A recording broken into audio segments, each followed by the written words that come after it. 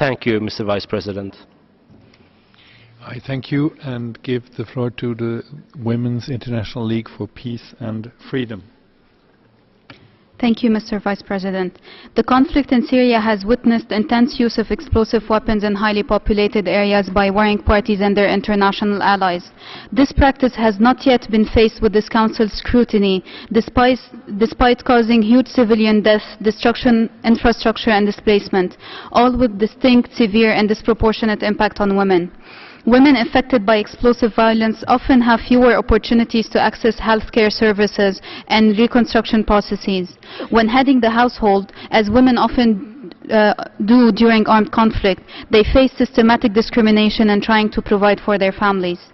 The bloodbath in Syria is also fueled by the easy availability of weapons supplied through illegal or poorly regulated trade to generate profit, overlooking the catastrophic impact on civilians and the resulting normalization of violence, including sexual and gender-based violence.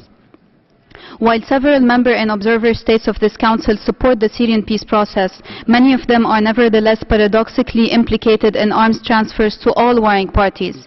The billions spent on technologies of war rather than on peace building, development and human rights perpetuate a militarized security approach to conflict and international relations which have proven neither successful nor effective.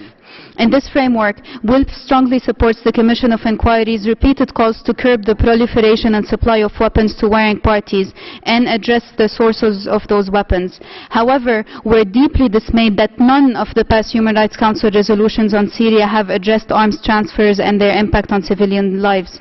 We therefore urge this Council to start adopting a different approach that confronts the ongoing transfer of weapons to all parties of the conflict, using the Arms Trade Treaty as a basis for action. Such approach is guaranteed to prevent and reduce gender-based violence in Syria and facilitate a new, non-violent, effective, community-driven and sustainable peace process. Thank you, Mr. Vice President. Thank you. I give the floor to the European Center for Law and Justice.